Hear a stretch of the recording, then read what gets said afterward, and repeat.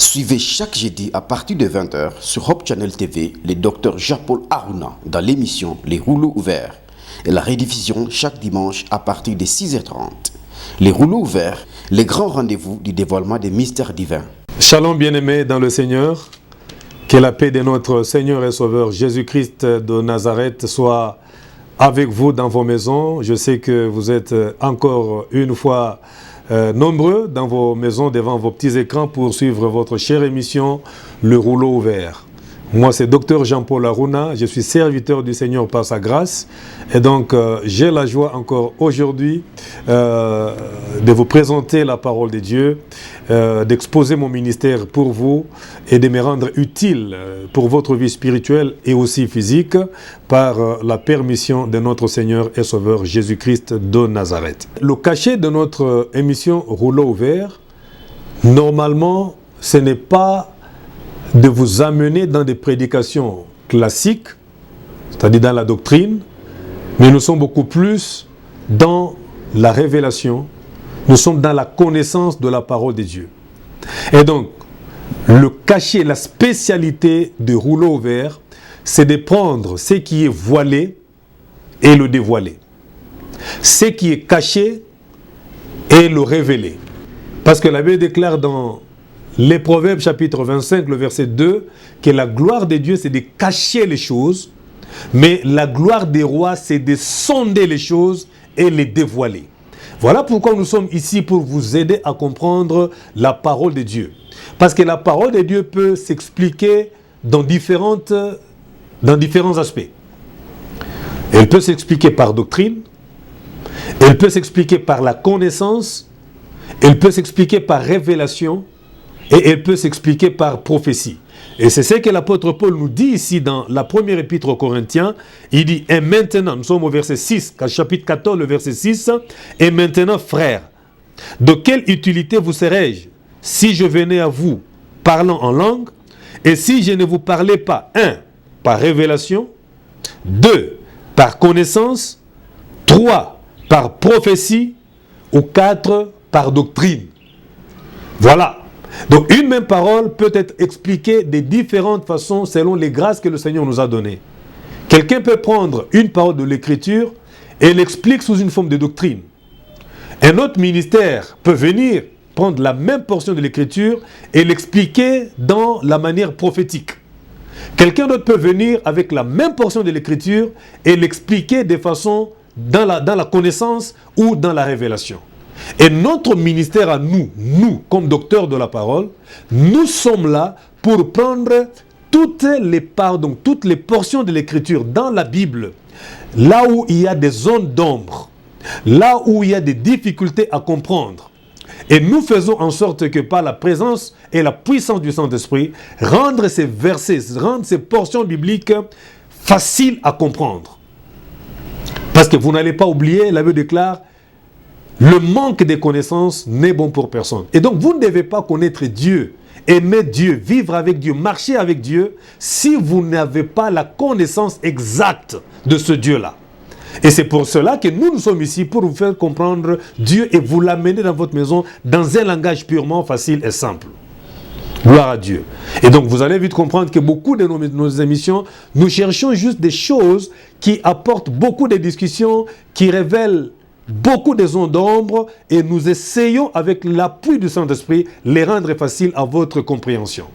Ésaïe chapitre 28. J'aime bien ce qui est là-bas. Avant de commencer, j'aimerais qu'on soit d'accord sur certaines choses, notre méthodologie de travail. Ésaïe chapitre 28 et le verset 9. Ésaïe chapitre 28, le verset 9. La Bible déclare, « À qui veut-on enseigner la sagesse ?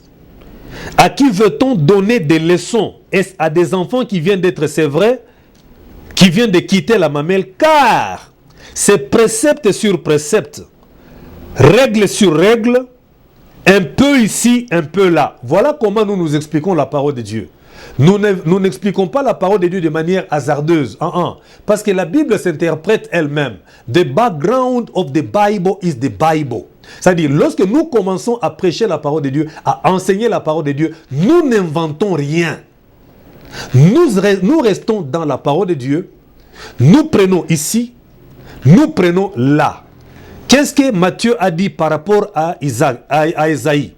Qu'est-ce que Luc a parlé par rapport à Jérémie? Donc nous puisons dans toute la parole de Dieu. C'est ce que la Bible déclare, précepte sur précepte, règle sur règle, ligne sur ligne. Nous prenons un peu ici et nous prenons un peu là. Et lorsque nous avons puisé ici et nous avons puisé là-bas, nous avons une idée entière de Dieu que nous vous apportons et que nous appelons la parole de Dieu. Nous prenons Néhémie chapitre 8. J'aime bien ce qui se passe ici. Le peuple avait besoin d'écouter la parole de Dieu au temps de Néhémie. Je suis au verset 1er. Ici, nous voyons un peuple qui s'assemble autour de Néhémie. Là, nous avons les hommes, nous avons les femmes, les vieillards qui ont soif d'écouter la parole de Dieu. Parce qu'ils ont compris que il n'y a que la parole de Dieu qui peut constituer la force de leur salut. Au verset 1er. Tout le peuple s'assembla comme un seul homme sur la place qui est devant la porte des eaux. Et ils dirent à Esdras, le scribe, d'apporter le livre de la loi de Moïse prescrite par l'Éternel, le Dieu d'Israël. Et le sacrificateur Esdras apporta la loi devant l'assemblée, composée des hommes et des femmes, et de tous ceux qui étaient capables de l'entendre. Parce que pour écouter la parole, il faut aussi être capable d'écouter la parole, d'entendre la parole de Dieu. Et c'était le premier jour du 7e mois. Esdras lut le livre depuis le matin jusqu'au milieu du jour sur la place qui est devant la porte des eaux, en présence des hommes et des femmes et de ceux qui étaient capables de l'entendre. Tout le peuple était attentif à la lecture du livre de la loi. J'aime bien ça. Tout le peuple était attentif à la lecture du livre de la loi. Le verset 7. Josué, Bani, Chérébia, Jamin, Akub, Shabbetai, Odidja, Maseja et tout ce que vous avez là, la Bible déclare, expliquez la loi au peuple et chacun restait à sa place. Maintenant, ce qui m'intéresse ici, c'est le verset 8.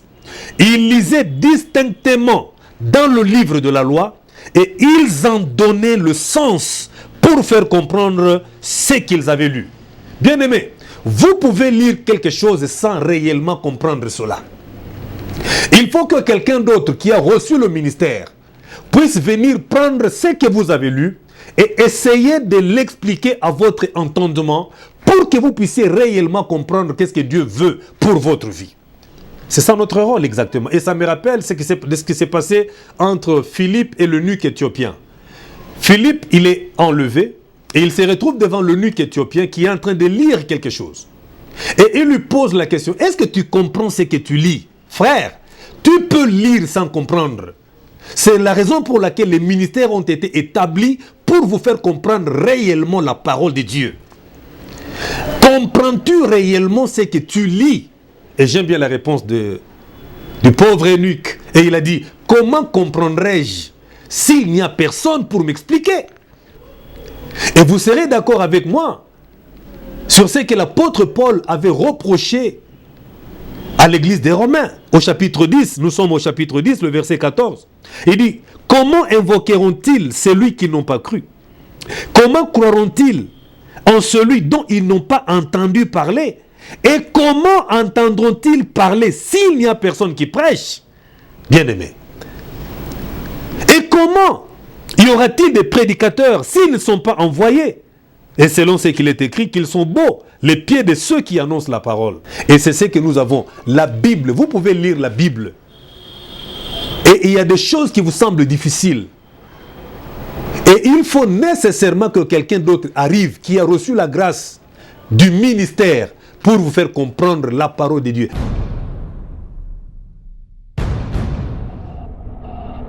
Alors aujourd'hui, par la grâce et la permission de notre Seigneur et Sauveur Jésus, je vais vous amener à comprendre quelque chose. Le mystère de l'agneau de Dieu qui a été immolé avant la fondation du monde. Je dis bien, je le répète, le mystère de l'agneau de Dieu qui a été immolé avant la fondation du monde. Et vous avez sûrement entendu parler de l'agneau de Dieu, mwana kondwa Mungu aliyechinjwa kabla misingi ya ulimwengu kuanza, l'agneau de Dieu qui a été immolé avant la fondation du monde. Et donc aujourd'hui, je vais vous apporter une lumière assez suffisante sur ce passage de l'agneau qui a été immolé avant la fondation du monde. Et cela, c'est en réponse à une question que les amis m'ont posée. Le dimanche, quand j'étais en train de faire mon live sur Facebook, il y a des amis qui m'ont posé la question de pouvoir leur donner le vrai sens des 24 vieillards et aussi de ce mystère-là sur l'agneau de Dieu qui a été immolé avant la fondation du monde. Et je sais que ça doit même être votre préoccupation aujourd'hui et vous allez pouvoir comprendre avec nous ce que réellement cela voulait signifier. Il y a beaucoup de passages dans la Bible qui parlent de l'agneau de Dieu qui a été immolé avant la fondation du monde, mais j'aimerais prendre deux ou trois passages dans la parole de Dieu. Et je commence par la première épître à Pierre, et je prends le chapitre 1er et je suis au verset 19. Je prends au verset 19. Mais par le sang précieux de Christ comme d'un agneau sans défaut et sans tache, prédestiné avant la fondation du monde, et manifesté à la fin des temps à cause de vous. Donc vous comprenez, si l'apôtre Pierre nous révèle deux temps. Cet agneau a été prédestiné d'abord avant la fondation du monde, mais deuxièmement, il a été manifesté à la fin des temps. À la fin des temps à cause de vous, à cause de nous. Amen. C'est que cet agneau a été immolé avant la fondation du monde, mais il a été manifesté après. C'est vous remarquez que l'apôtre Pierre, ici, établit deux temps. Le premier temps, l'apôtre Paul parle de l'agneau qui a été immolé avant la fondation du monde, avant que le mot ne soit là. Il y a un agneau qui était déjà immolé. Mais il dit aussi, dans ce monde physique et matériel dans lequel vous et moi nous vivons, cet agneau qui a été maintenant immolé a été manifesté. Ce qui était dans le langage spirituel est devenu normal dans le langage courant des hommes. Ce qui était voilé, a été maintenant dévoilé. Celui qui était agneau est devenu le Seigneur Jésus-Christ de Nazareth. Alléluia. Alors nous allons bien comprendre un peu ces choses-là. Je prends la deuxième lecture dans le livre d'Apocalypse, Apocalypse chapitre 5, et je suis avec vous à partir du verset 1er. Donc suivez bien la lecture. Et puis je vis dans la main droite de celui qui était assis sur le trône un livre écrit en dedans et en dehors, scellé de sept sceaux.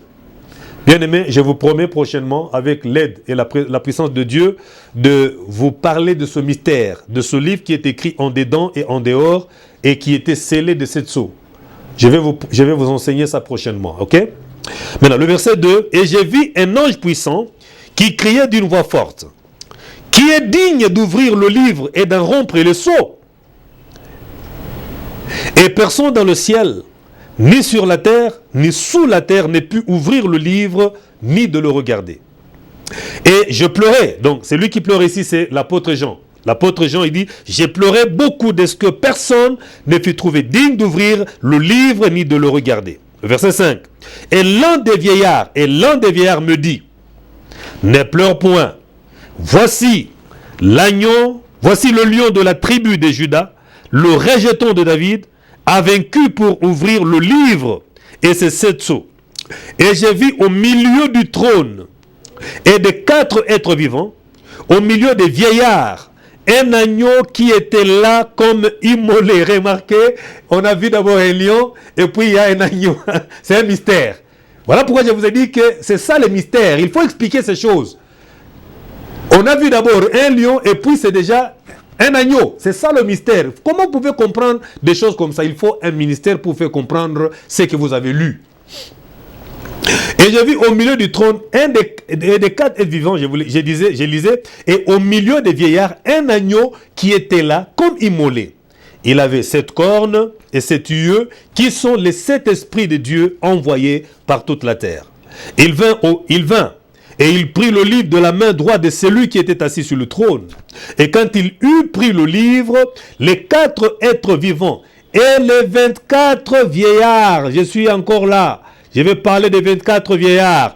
Et les 24 vieillards se prosternèrent devant l'agneau, tenant chacun une harpe et des coupes d'or remplies du parfum, qui sont les prières des saints. Le verset 9, il chantait un cantique nouveau en disant, tu es digne de prendre le livre et d'en ouvrir le sceau, car tu as été immolé et tu as racheté pour Dieu par ton sang des hommes de toutes tribus, de toutes langues, de tous les peuples et de toutes les nations. Et tu as fait d'eux un royaume et des sacrificateurs pour notre Dieu, et ils régneront sur la terre. Gloire à Dieu. Je suis intéressé par le verset 9. La Bible déclare, il chantait un cantique nouveau en disant, tu es digne de prendre le livre et d'en ouvrir le sceau, car tu as été immolé et tu as racheté. J'ai parlé il y a quelque temps sur le mystère de la rédemption et j'ai beaucoup parlé sur le mot racheter, acheter de nouveau. Et tu as acheté de nouveau pour Dieu par ton sang. Waouh, quelle révélation. Donc vous comprenez ici, les hommes de toutes tribus, de toutes langues, de tout peuple et de toute nation avaient été rachetés par le sang de Jésus-Christ de Nazareth. Par le sang de Jésus-Christ de Nazareth. Donc, c'est de ça que je vais parler aujourd'hui. C'est quoi les 24 vieillards? Vous avez sûrement entendu parler de 24 vieillards. 24 vieillards. Dans la Bible, dans la parole de Dieu, nous avons 3 catégories de vieillards. Parce que quand on parle de vieillards, il faut aussi entendre vieillards par anciens. Donc, une autre appellation des vieillards, c'est anciens. Anciens, vieillards, c'est la même chose. Et nous avons dans la parole de Dieu 3 catégories d'anciens ou de vieillards. La première catégorie que nous avons dans la parole de Dieu, c'est la catégorie de Dieu lui-même comme étant le premier ancien. On l'appelle l'ancien des jours, selon Daniel chapitre 7 et le verset 9. Et maintenant, la deuxième catégorie de vieillards, nous avons les vieillards qui ont été avec Dieu avant la fondation du monde. Et nous avons aussi les vieillards qui régneront comme des êtres vivants avec le Seigneur Jésus dans le royaume établi par le Seigneur Jésus-Christ de Nazareth. Alors, vous avez compris avec moi quand nous étions en train de lire, parce que quand on étudie Apocalypse, Apocalypse est un livre de mystères. Et on ne peut pas enseigner Apocalypse chapitre 1er, chapitre 2, chapitre 3 et jusqu'à la fin. C'est une erreur. Pourquoi? Parce que Apocalypse renferme des événements qui s'interpénètrent. Nous avons dans l'Apocalypse des événements qui sont déjà passés. Parce que Apocalypse ne veut pas nécessairement dire des événements qui viendront. Pas nécessairement. C'est une erreur d'expliquer comme cela la parole de Dieu ou bien d'expliquer l'Apocalypse aux gens. L'Apocalypse ne renferme pas des événements futurs. Parce que dans la Bible, dans le livre d'Apocalypse, il y a aussi des événements qui sont déjà passés. Je donne l'exemple. Apocalypse chapitre 5. Ce n'est pas un événement qui viendra. C'est déjà un événement passé. Parce qu'on parle ici de l'agneau de Dieu qui a été immolé avant la fondation du monde. C'est que vous remarquez ici très bien que ça c'est un événement qui est déjà passé. L'agneau est déjà immolé.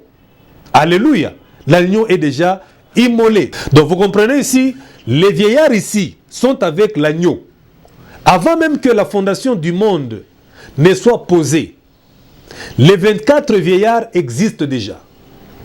Et c'est eux qui sont chargés en ce moment, avant que le monde ne soit posé, qui sont chargés de louanges. Ils sont en train de remplir une fonction à la fois des rois et aussi des sacrificateurs. Donc des fonctions royales et des fonctions sacerdotales.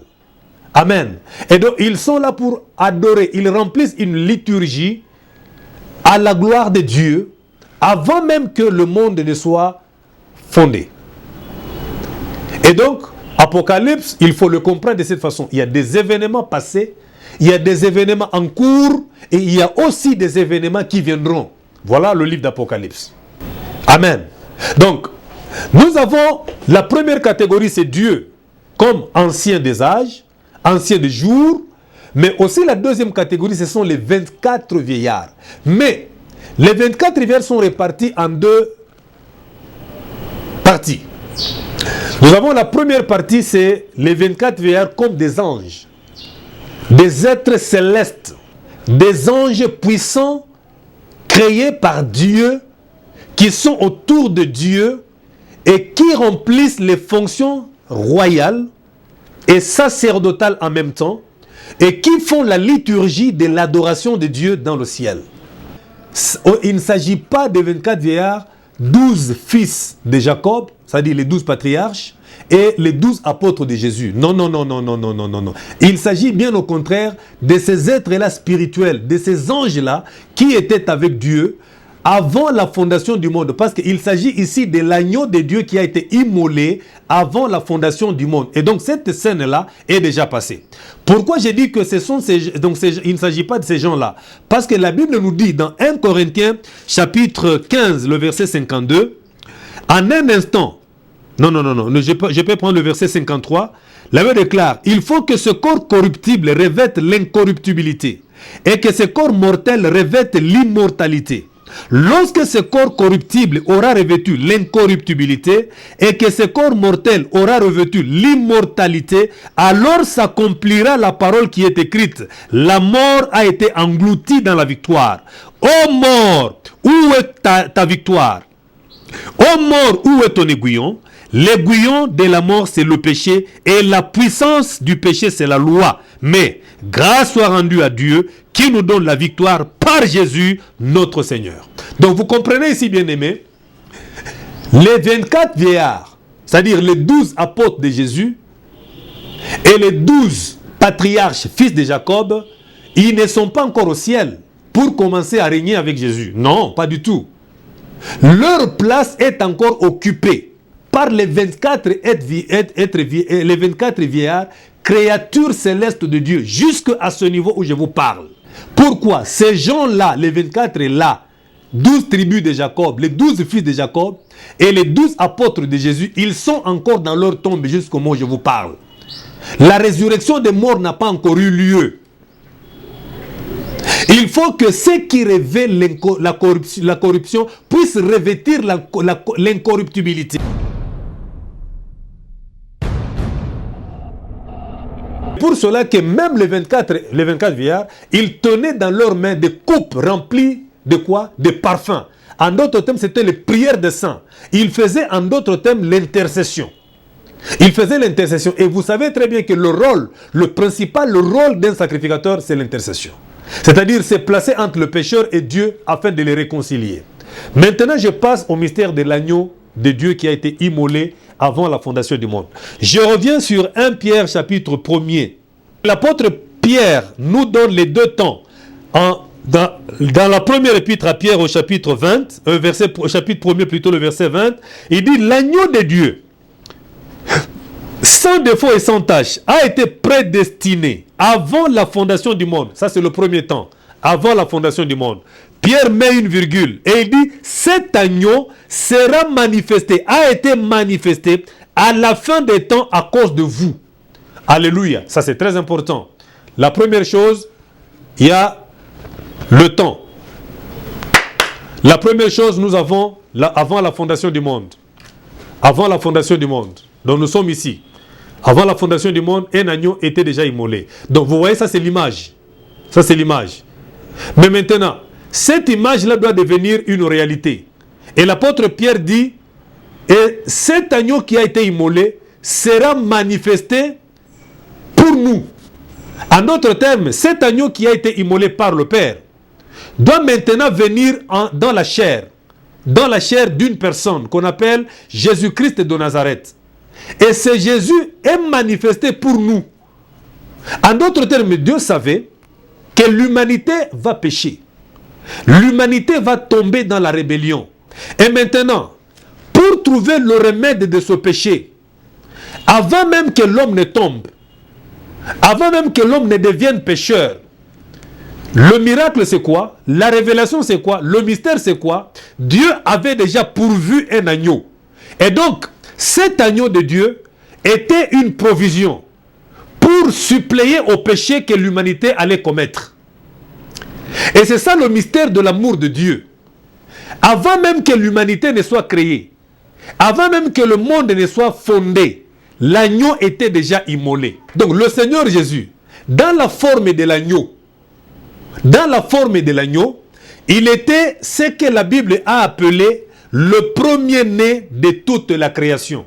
Donc il était là en forme d'agneau. Il était représenté comme un agneau avant même que le monde ne soit créé. Et il était déjà là.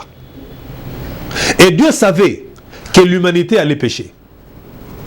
La descendance d'Adam allait tomber dans le péché. Avant même que l'homme ne pêche, Dieu avait déjà le sang.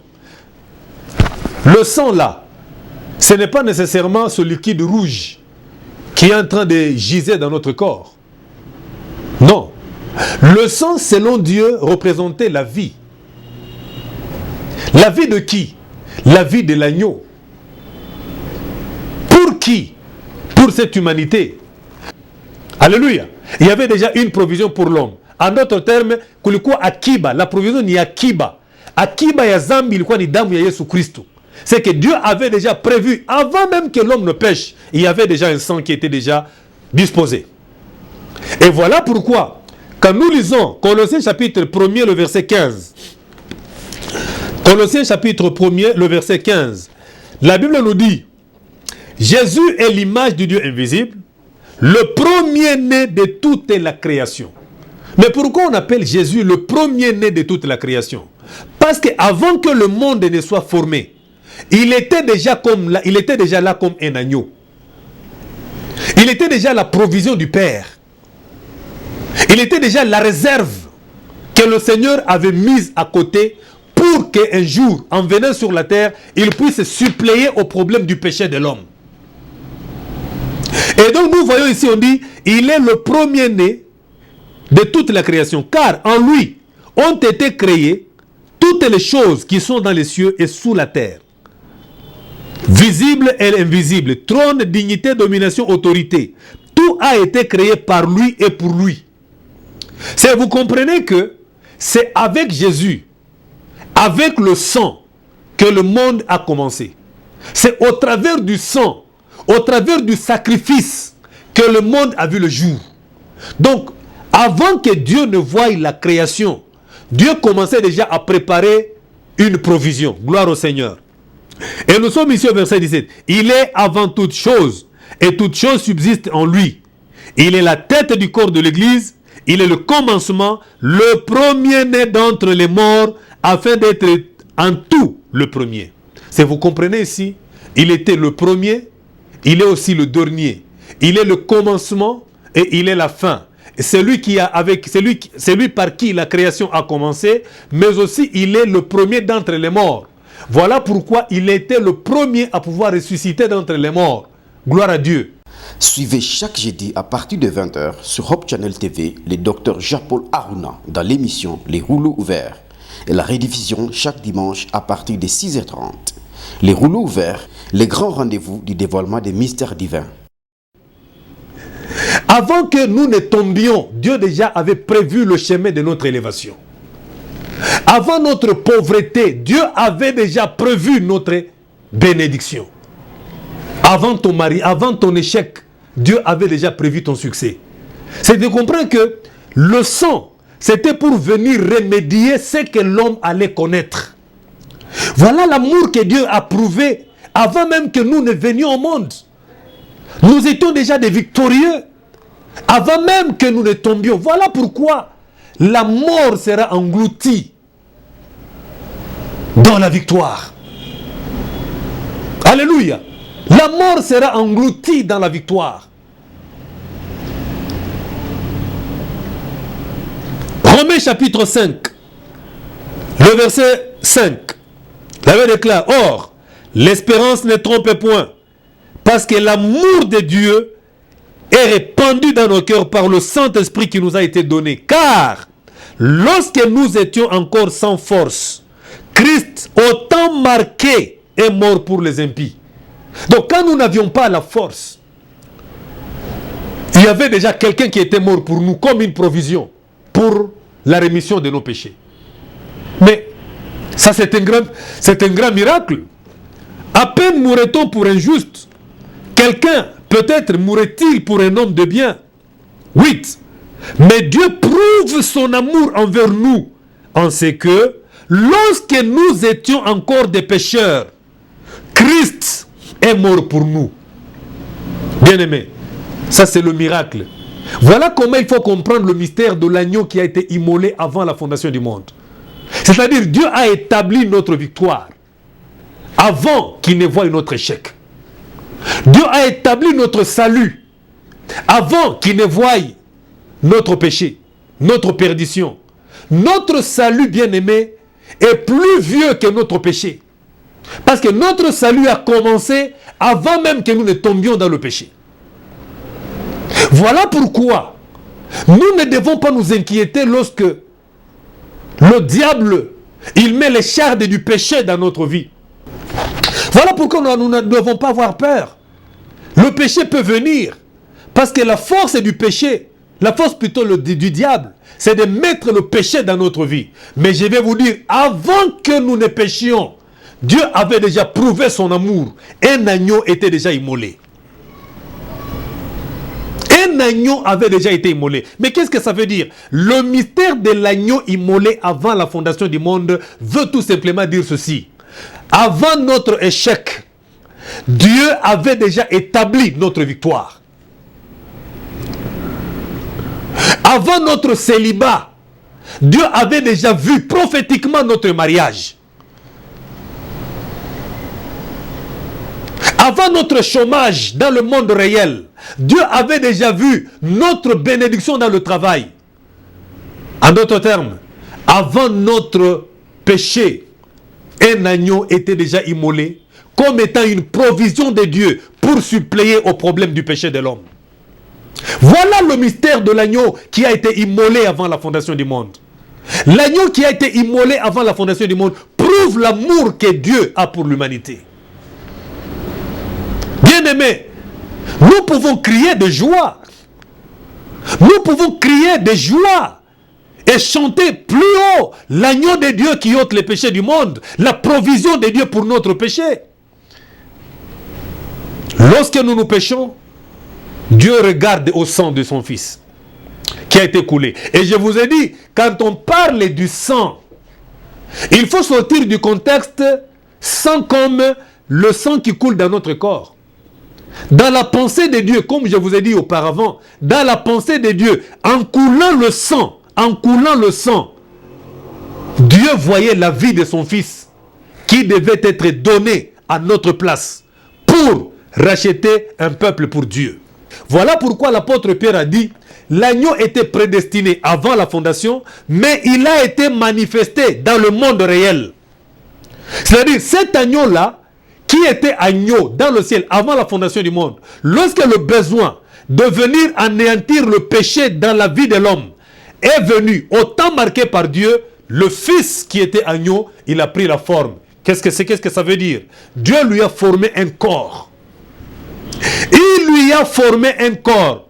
Il a pris un corps, il a donné au Fils.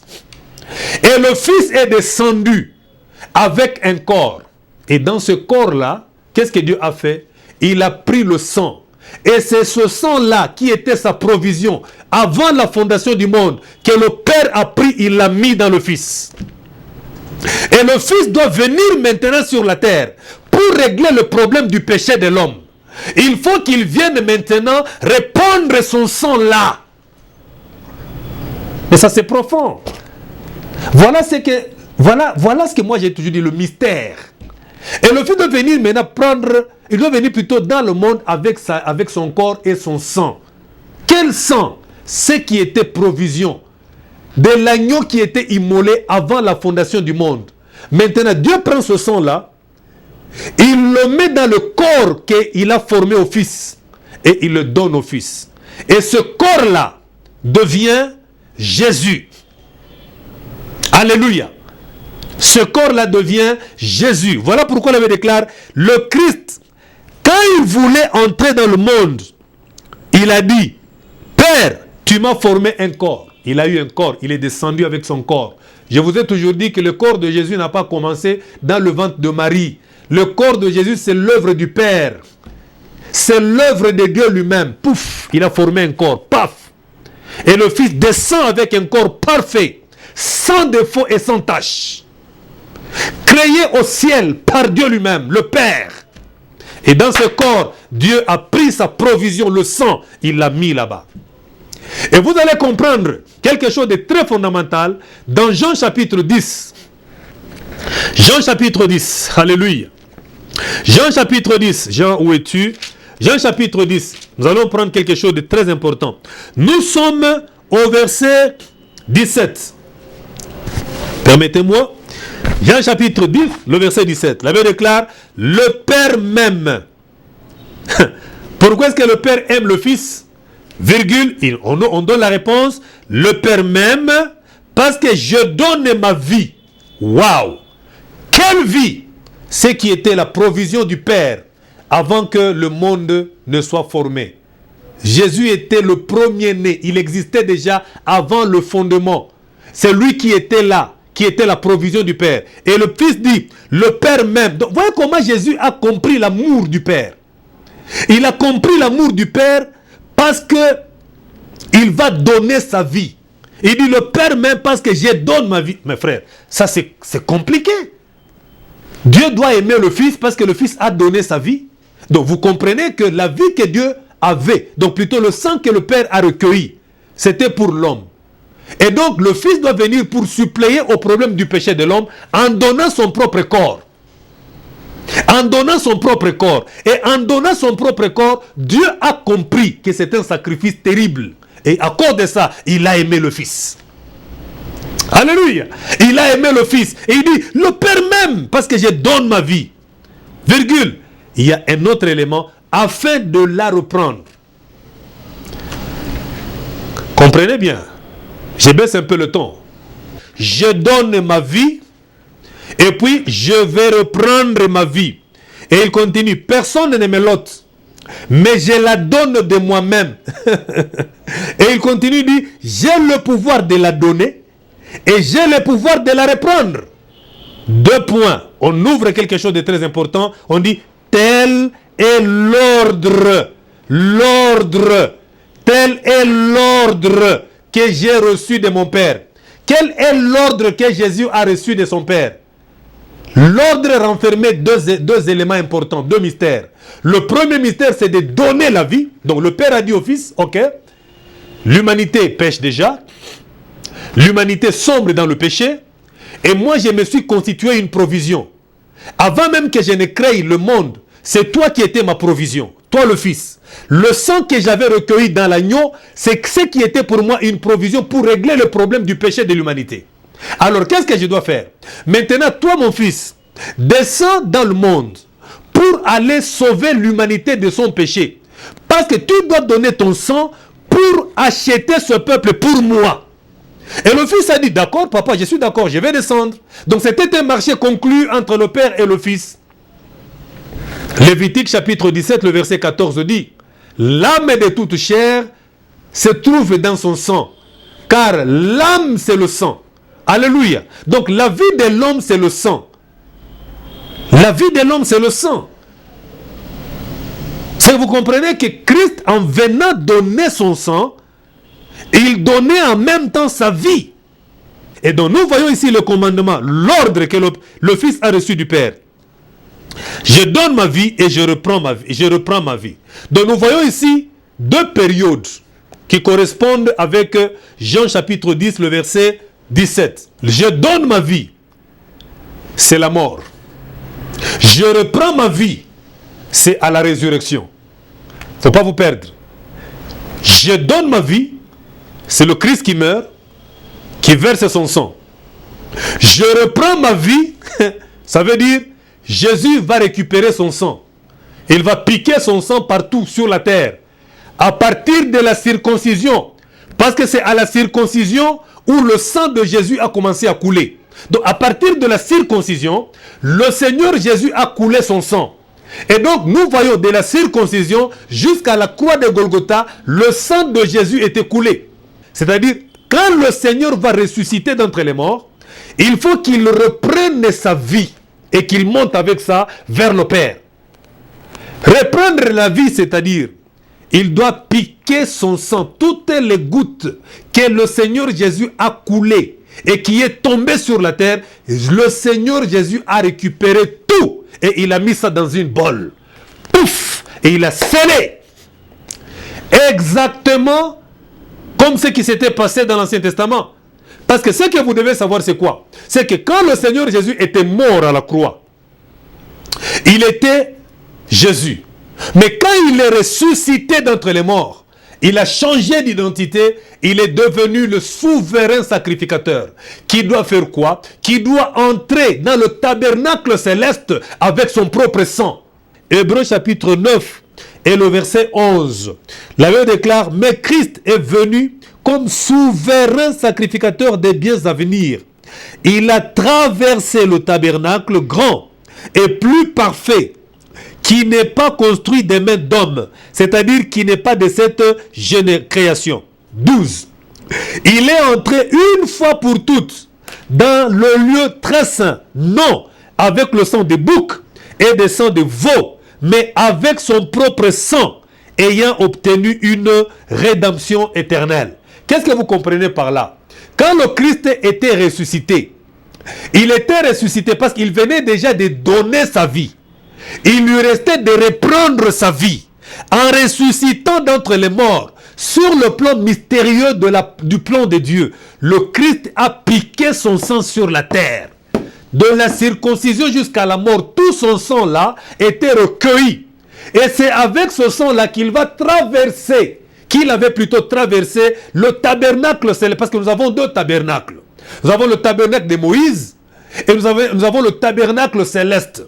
Le tabernacle de Moïse était le type du tabernacle céleste. Parce que quand Dieu a demandé à Moïse de construire le tabernacle, il lui a dit, tu construiras le tabernacle selon le modèle que tu as vu sur la montagne. Et donc, Moïse a bâti le tabernacle terrestre en se référant au tabernacle céleste qui est le ciel, le trône de Dieu, l'endroit de Dieu, la résidence de Dieu. La Bible nous dit dans Hébreux chapitre, Lévitique chapitre 16. Nous sommes au verset 16. Lévitique chapitre 16, le verset 16. La Bible déclare, c'est ainsi qu'il fera l'expiation pour le sanctuaire à cause des impuretés des enfants d'Israël, c'est-à-dire le péché des enfants d'Israël et de toutes les transgressions par lesquelles ils ont péché.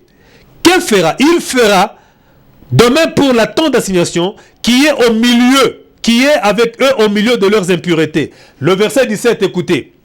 Il n'y aura personne dans la tente d'assignation lorsque le souverain sacrificateur entrera pour faire l'expiation dans le sanctuaire. Jusqu'à ce qu'il va sortir, il fera l'expiation pour lui et pour sa maison et pour toute l'assemblée d'Israël. Qu'est-ce que ça veut dire?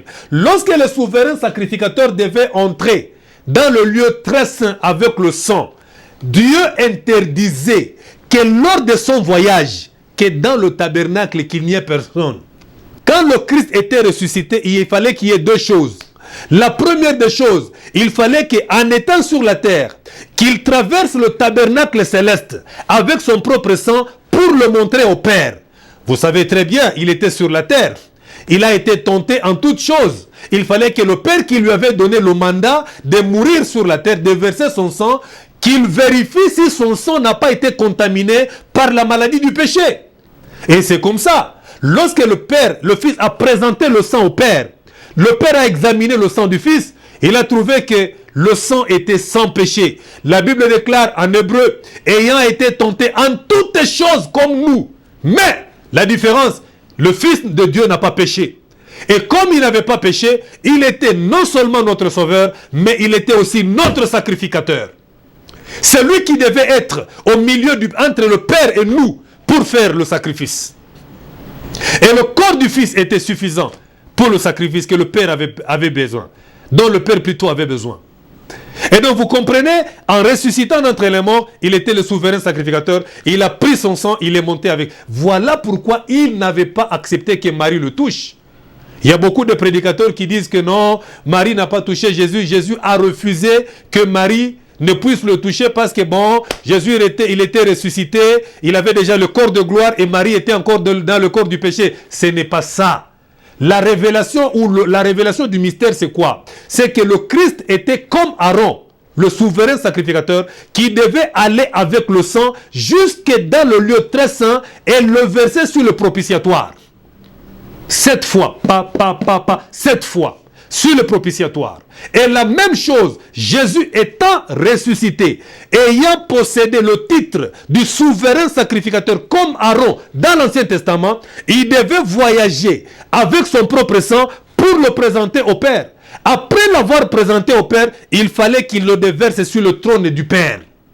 Et lorsqu'il est levé sur le trône du Père, le Père doit prendre maintenant le Fils, il le fait asseoir sur le trône et le Fils devient souverain sacrificateur à perpétuité. Voilà pourquoi Jean avait dit, petits enfants, ne péchez point. La première possibilité, c'est de ne pas pécher. Mais la deuxième possibilité, il dit, si vous péchez, nous avons un avocat auprès du Père. Quel est cet avocat? Le souverain sacrificateur, le Seigneur Jésus. Il a été constitué en provision pour notre péché. Et il est là maintenant sur le trône. Celui qui est maintenant sur le trône, il a déjà vaincu la mort. Il a maintenant vaincu la mort, alléluia. Et il avait déclaré, comme il est ressuscité d'entre les morts, il nous ressuscitera aussi d'entre les morts. Il aura englouti le péché dans la victoire de sa mort. Alléluia. Et lorsque la mort sera vaincue, nous allons chanter avec lui et nous allons dire, ô mort, où est ton aiguillon bien-aimé? Lorsque nous allons ressusciter d'entre les morts et lorsque nous allons participer au cortège de Jésus, nous allons plutôt chanter le cantique des victorieux. Et c'est quoi le cantique des victorieux? Ô mort, où est ton aiguillon? L'aiguillon du péché, l'aiguillon de la mort, c'est le péché. Mais la mort a été engloutie dans la victoire. Et nous allons assister aux obsèques de la mort ce jour-là. Et nous allons chanter avec Dieu, avec Jésus-Christ, que nous sommes plus que victorieux par le sang de l'agneau. Le sang de l'agneau a été versé avant la fondation du monde. Et donc, le sang de l'agneau était la provision de notre péché. Parce que vous savez que Jésus a fait 40 jours avant de monter au ciel. Il est resté sur la terre pendant combien? 40 jours après sa résurrection. Et pendant 40 jours après sa résurrection, il était seulement avec ses disciples. Et Marie, quand il voulait le toucher, il lui a révélé le secret de ne pas le toucher. Il a dit, je ne suis pas encore monté vers mon Père. Ah donc, nous comprenons. Il monte, quand il aura fini de monter vers le Père, alors Marie peut le toucher.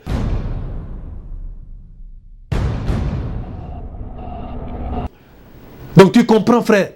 Tu peux fonder maintenant ta prière sur base du sang de Jésus. Tu peux fonder ta prière. Il ne faut pas avoir peur des démons. Les démons ne craignent qu'une seule chose, le sang de l'agneau. Tu veux quitter ta maison? Tu veux dormir? Entre dans la chambre de tes enfants. Répands le sang sur tes enfants. Répands la provision du Père sur tes enfants. Dors comme un enfant de Dieu parce qu'il y a quelqu'un qui a pris ta place. Alléluia. Donc je termine ce message pour te dire, tu as donc compris la révélation du mystère de l'agneau de Dieu qui a été immolé avant la fondation du monde. Et je crois que le Christ a encore été une fois glorifié au travers de sa parole. Je termine pour te dire, bien-aimé, si tu n'es pas encore dans la parcelle de Dieu, j'aimerais que tu puisses vite embrasser la main du Seigneur. Il est celui qui t'aime. Il est celui qui a été une provision pour toi. Beaucoup de gens m'ont posé des questions. Pasteur, où est-ce que votre église se trouve? S'il vous plaît, vous avez mon numéro en bas de l'écran. Contactez-moi et je vais vous donner l'adresse. Et même éventuellement, si vous avez besoin de me contacter pour vos prières personnelles et même pour vos besoins personnels, spirituellement, j'ai dit, et même pour avoir un éclairage sur une portion de l'écriture dans la parole de Dieu, sachez que notre ministère est disponible et nous sommes donc là pour vous aider et vous accompagner dans votre vie spirituelle. Et dans l'entretemps, dormez bien et que la paix du Seigneur puisse être dans votre maison. Au nom du Seigneur Jésus, j'ai ainsi prié. Amen. J'aimerais dire à quelqu'un que les ténèbres ne régneront pas toujours. Ces Égyptiens que vous voyez, vous ne les reverrez plus jamais. Ton Rédempteur est vivant, il est prêt à agir et à faire une chose nouvelle que tout dira à l'oreille de quiconque aura entendu. Alléluia. Jésus.